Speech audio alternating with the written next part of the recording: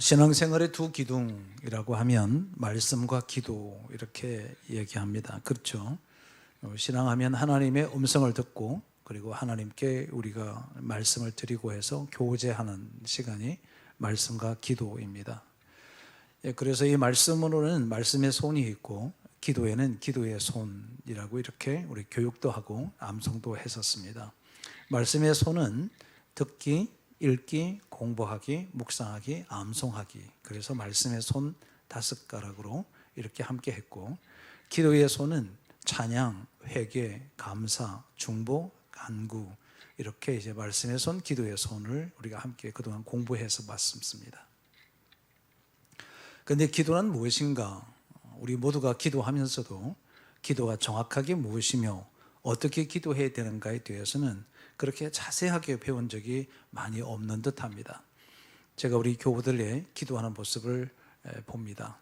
기도 제목을 듣기는 하지 않지만 기도하는 내용인적 보니까 신앙을 처음 가질 때나 지금의 5년, 10년, 20년, 30년이 지나도 기도가 어린아이의 수준에서 멈춰 있는 것을 목도하게 되어졌습니다. 어린아이들의 신앙은 어린아이들은 공통점이 부모에게 무엇을 요구하는 게 참 많습니다. 뭘 해달라?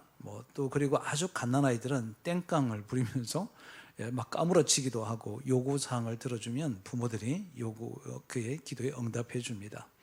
그리고 나이가 들어가면서 조금씩 아이가 자라가면서 이기적이 되어져서 사춘기쯤 되는 이기적의 극치가 도달하게 되어지게 되죠.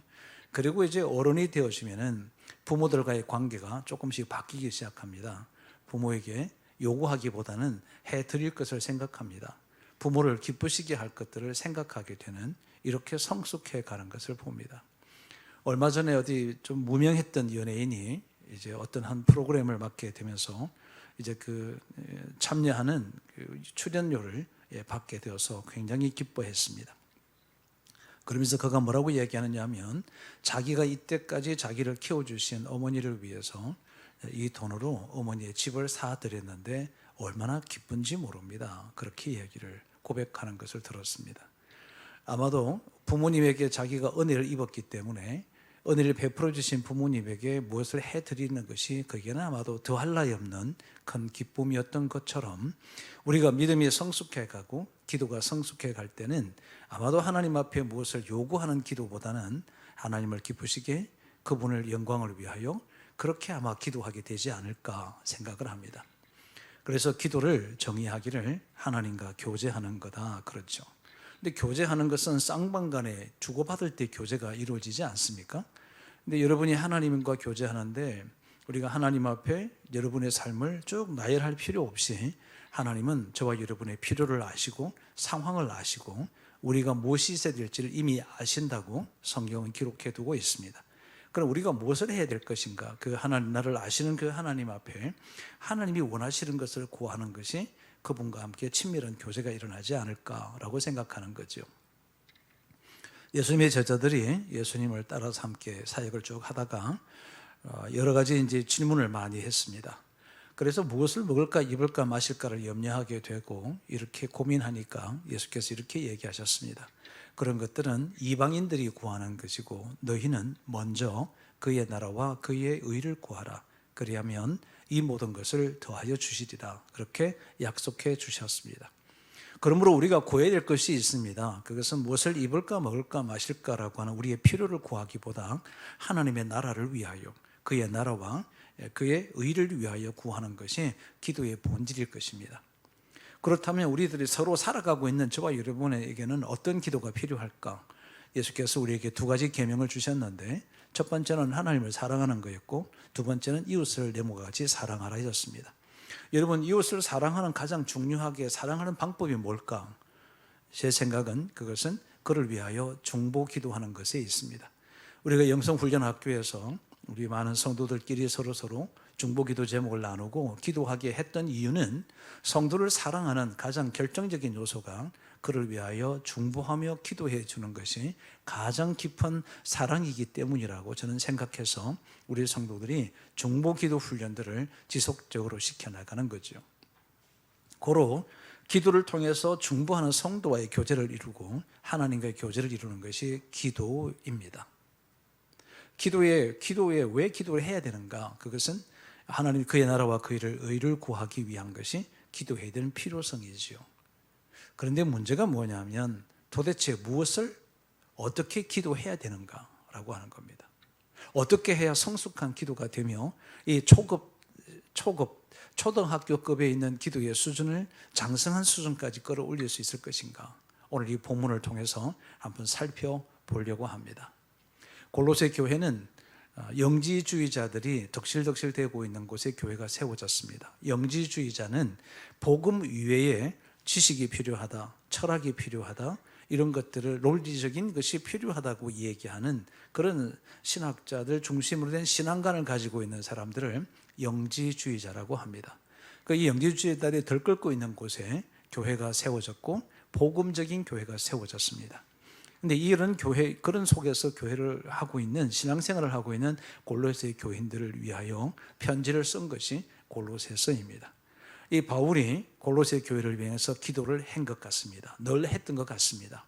그래서 성경은 골로새서 1장 3절에 이렇게 기록하고 있습니다. 우리가 너희를 위하여 기도할 때마다 하나님 곧 우리 주 예수 그리스도의 아버지께 감사하노라. 이게 바울의 중보기도가 나오는 거죠. 바울이 골로새 교회를 위해서 너희를 위해서 내가 기도할 때마다 뭐 했냐면은 감사하더라는 거죠.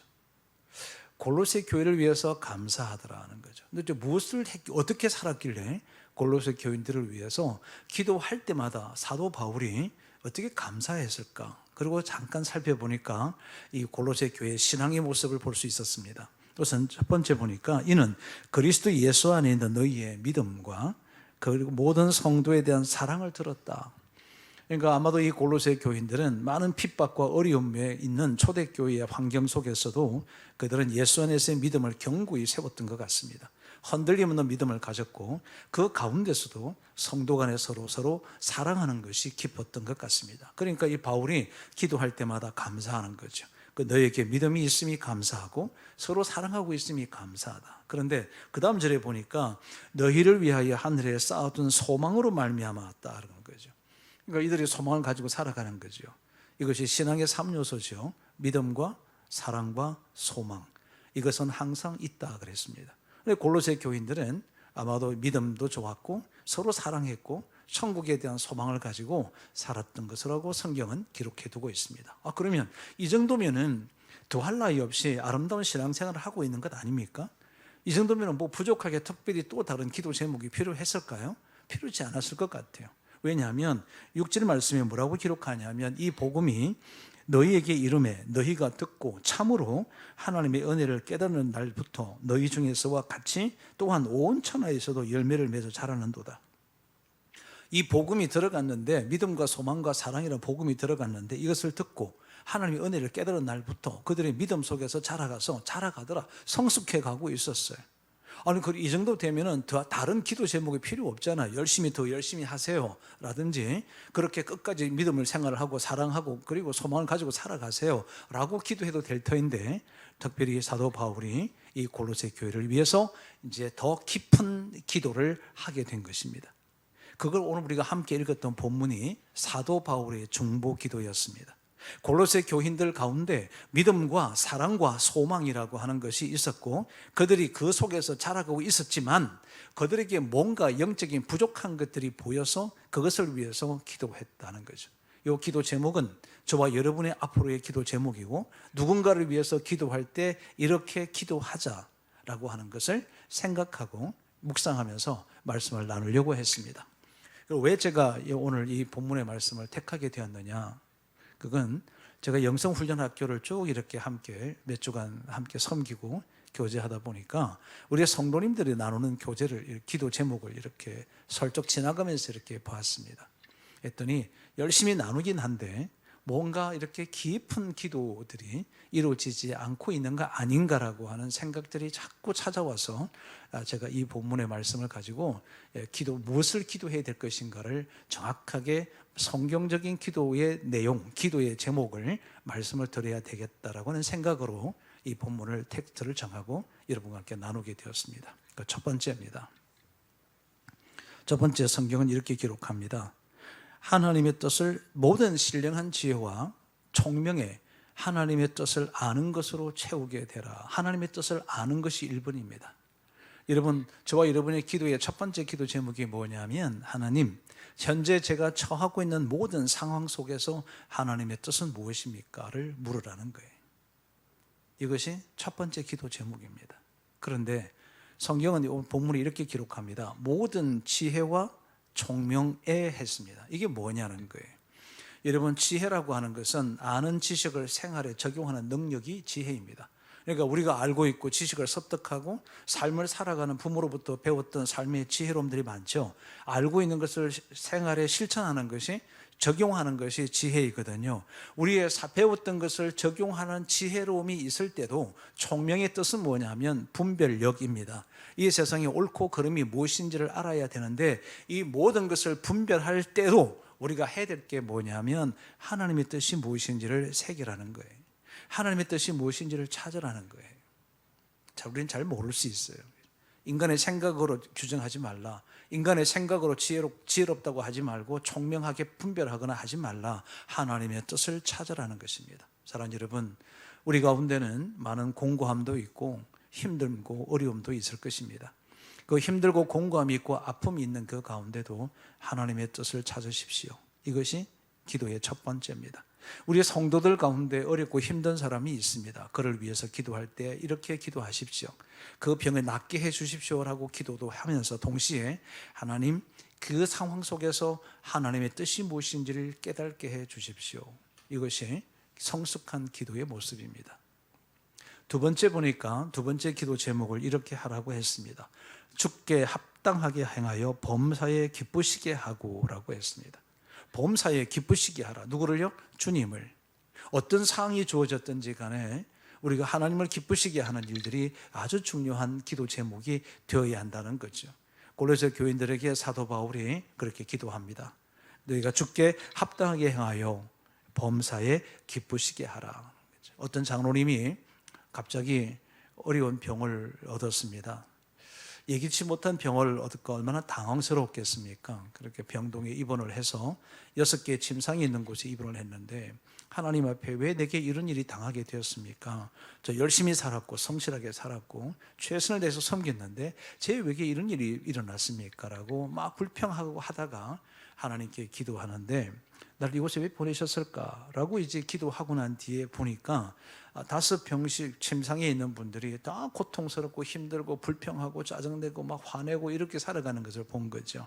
아, 내가 저들에게 복음을 전하는 것이 주께서 기뻐하시겠다고 생각이 들어서 자기 아픔은 뒤로 하고 침상에 가서 자기보다 더 힘들어하는 사람들을 위해서 격려하고 위로하고 함께 해주고 기도해주고 이런 걸 했대요. 그래도 어느 날 보니까 전부 다 예수 믿고 복음을 갖고 성부의 소망을 가지고 살아가는 나를 보게 되었더라. 아, 하나님께서 이것이 가장 기뻐한 일이다. 그렇죠. 여러분, 하나님의 주님이 제일 기뻐하시는 것은 한 영혼이 주께로 돌아오는 거예요. 하나님이 제일 기뻐하시는 것은 여러분의 헌신과 충성도 기뻐하지만 그보다 더 기뻐한 것은 한 영혼을 주께로 인도하는 것, 한 영혼이 주께로 돌아오는 것보다 주님은 기뻐하는 것이 없을 것 같다는 생각을 해요. 그런데 거기 다스 침실에 있는 사람들이 예수를 믿게 되고 천국의 소망을 가지고 이 아픔을 함께 견디고 이겨내더라 하는 거죠. 아, 이래서 나를 이곳에 보내셨구나. 그때 비로소 하나님의 뜻을 알았다는 거죠. 지금 기도 두 가지 기도 제목을 동시에 그분이 이루어냈다고 하는 거죠. 이것이 기도입니다. 여러분, 기도란 하나님을 기쁘시게 하는 것입니다. 내가 하나님을 어떻게 기쁘게 하면 좋을까를 생각하는 거죠. 이것이 기도입니다. 세 번째 기도 제목이 있습니다. 모든 선한 일에 열매를 맺는 것입니다. 열매를 맺다라고 하는 것이죠. 사랑하는 여러분, 우리는 기도합니다. 신앙생활을 열심히 합니다. 도대체 무엇을 위해서 신앙생활을 하는가라고 하는 거죠. 내가 왜 열심을 다해서 해야 되는가 하는 거예요. 왜 우리는 오늘도 기도해야 되고 말씀을 들어야 되고 예배를 참석해야 되는가 하는 거죠. 신앙생활이 정복되고 길어질수록 우리에게 나타나야 되는 흔적이 있습니다. 그 흔적이 뭐냐면 열매입니다. 그 열매가 뭘까요? 성령의 열매고 인격의 열매입니다. 가난한 심령이 회복되어지고 더 부유하고 교만했던 내 마음이 낮아지는 것입니다. 겸손한 것입니다. 그죠? 나를 비우는 것입니다. 사랑과 충성과 자비와 양선이 점점 커져가고 오래 참습니다. 사랑의 크기가 자꾸 커져갑니다. 이것으로 섬김이 점점 더 커져갑니다. 이것이 신앙이에요. 여러분, 신앙생활은 5년이 됐다 10년이 됐다 모태신앙이다 3대째다 4대째다는 우리에게 의미가 없습니다. 하나님 앞에 설 때 우리는 신앙의 연조가 중요한 게 아니라 우리의 신앙 삶 속에서 나타나는 열매가 중요하다는 거죠. 여러분에게 어떤 열매가 나타나느냐는 거예요. 여러분, 이렇게 기도해야 합니다. 하나님, 심령이 가난한 자가 복이 있다 했습니다. 제가 가난한 심령이 되게 해 주십시오. 애통하는 자가 복이 있다 했습니다. 제가 눈물이 말라버렸고 애통하고 긍휼한 마음이 사라졌습니다. 이것을 회복해 주십시오. 사랑이 너무 적은 것 같습니다. 제가 사랑하게 해 주십시오. 자비와 충성과 양성과 오래 참음들을 갖는 자가 되게 해 주십시오. 선한 열매를 맺는 것이 여러분 신앙의 본질이에요. 신앙생활이란 것은 뭐냐면 성경이 얘기한 인격과 우리의 영성이, 우리의 성령의 열매가 우리의 삶 속에서 풍성히 맺혀 나가는 겁니다. 그런데 여러분, 중요한 게 있죠. 이 열매는 자기 자신을 위해서 열매 맺지 않습니다. 이 땅에 있는 유실수를 가만히 보십시오. 사과나무에 사과가 많이 열렸습니다. 사과나무 자신이 사과를 먹는 거 보셨습니까? 먹지 않습니다. 모든 열매는 남들을 위해서 존재합니다. 고로 신앙에 성숙한 사람은 결코 자기를 위해서 살지 않습니다. 신앙의 열매는, 성숙한 열매는 타인을 위해서 내가 어떻게 그를 위해서 살아갈 것인가를 생각하는 것입니다. 지금 우리 교회는 새로운 변화의 물길을 타기 위해서 디딤돌을 한 개 한 개씩 놓고 있습니다. 안내로부터 시작해서 새가족, 양육, 그리고 전도, 선교, 지역사회 섬김, 우리 미래 세대를 위한 교육, 한 걸음 한 걸음 걸어가려고 합니다. 여러분의 많은 손길들이 필요합니다. 여러분이 주셨던 그 열매를 남들을 위해서 또 다른 사람을 위해서 기꺼이 쓸 수 있도록 좀 내어놓으셔서 그들을 섬기고 그 열매를 함께 나누어 먹음으로 건강하고 강건해질 수 있는 우리 교회가 되었으면 참 좋겠다 생각합니다. 네 번째, 이런 말씀이 있습니다. 하나님을 아는 것에 자라게 하라. 기도 제목이 성숙하라는 것입니다. 여러분, 우리의 기도 제목이 뭐냐면 우리가 성숙해야 합니다. 하나님을 아는 것으로 성숙해 되어져 가는 거죠. 우리 하나님을 어떻게 알까? 하나님을 아는 방법이 뭘까? 여러분, 산에 있는 기도원에 가가지고 일주일 동안, 한 달 동안, 1년 내내 있다고 하나님을 알 수 있을까요? 저는 그렇게 생각하지 않습니다. 하나님을 아는 방법은 여기에 있습니다. 하나님의 말씀을 통해서 우리는 그를 알아갑니다.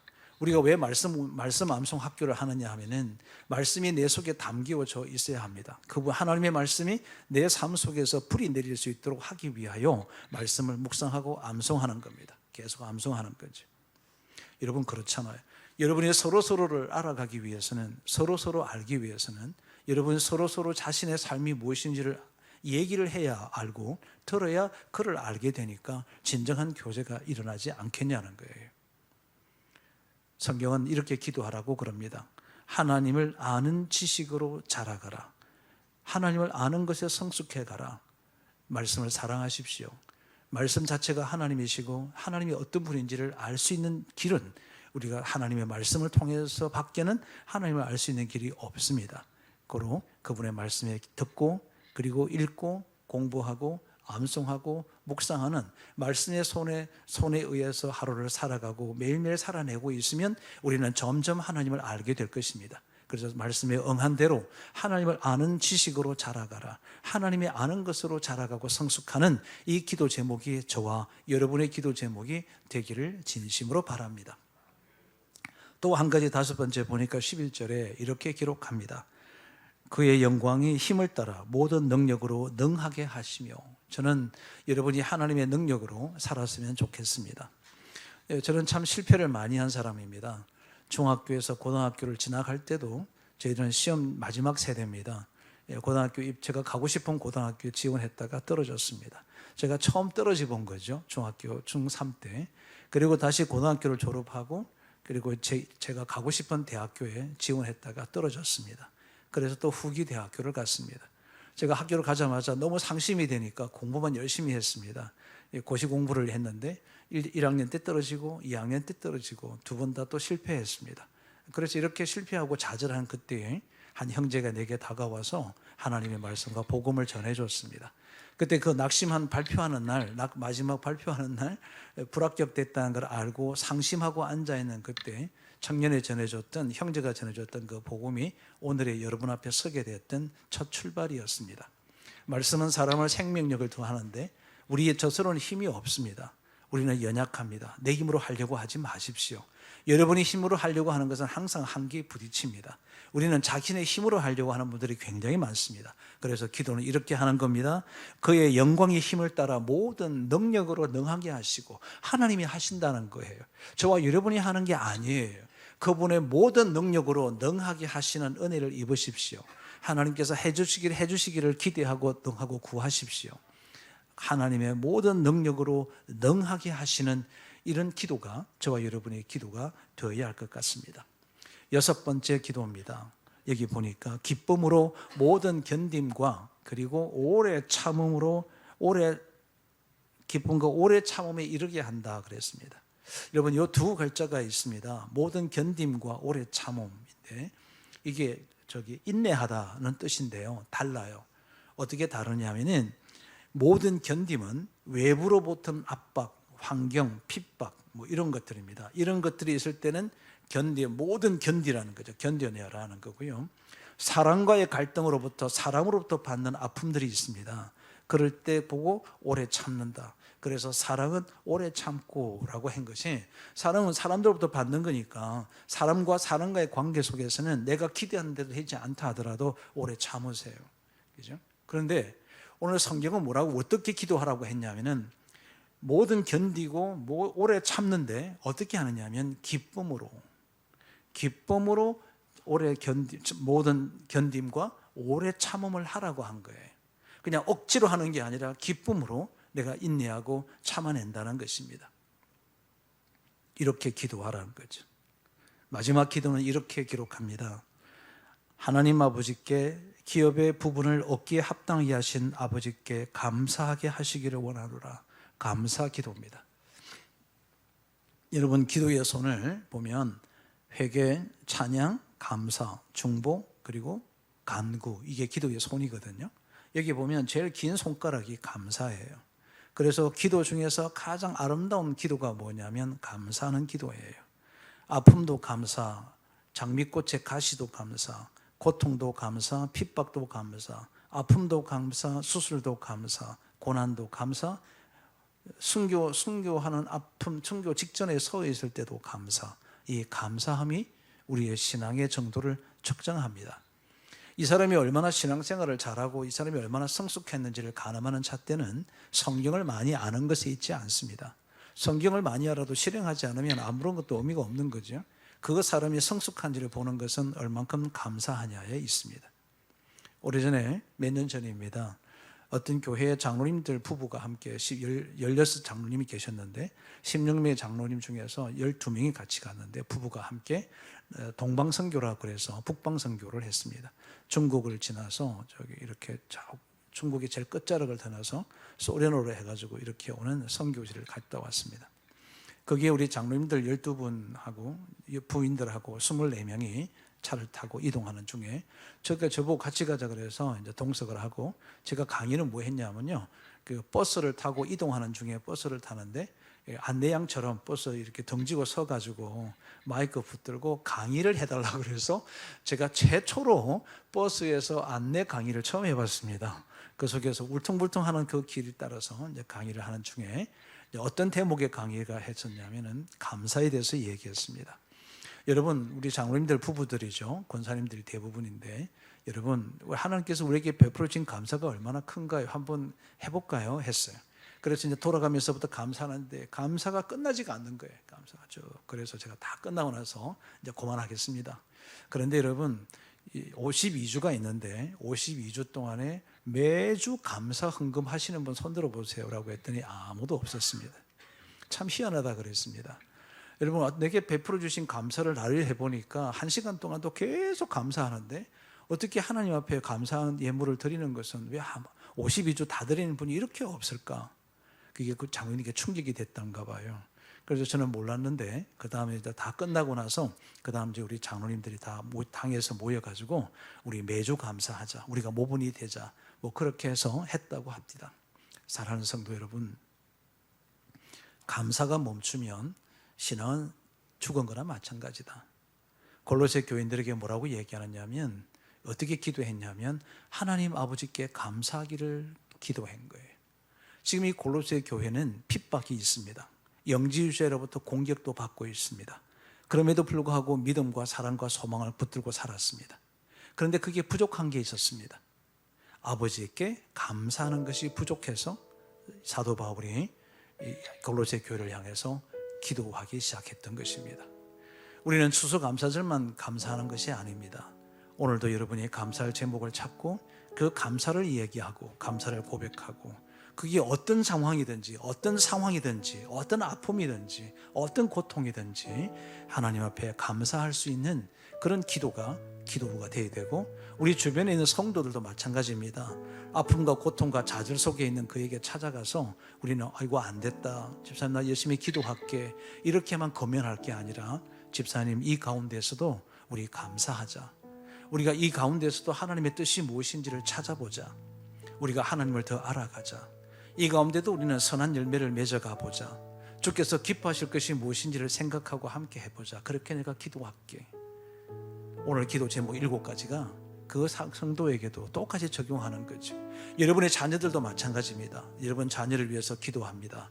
하나님, 이 아이가 인생을 살아가는 모든 지혜와 총명 가운데서도 늘 하나님의 뜻을 찾는 자가 되게 해주시고, 그가 무엇을 하든지 하나님께 기쁨을 주는 사람이 되게 해달라고, 그리고 무엇을 하든지 그가 선한 열매를 풍성히 맺고 하나님을 알아가는 지식에 날로 자라게 도우시고, 자기 힘으로 이 세상을, 험악한 세상을 살지 않고 하나님의 능력의 힘으로 능하게 살아갈 수 있도록, 많은 외부로부터의 어려운 환경을 맞닥뜨릴 때도 견뎌낼 수 있는 힘과, 그리고 오래 참을 수 있는 인내를 주시되 기쁨으로 이것을 감내하도록, 무엇보다도 감사를 잃지 않는 우리 아이가 되게 해 주십시오.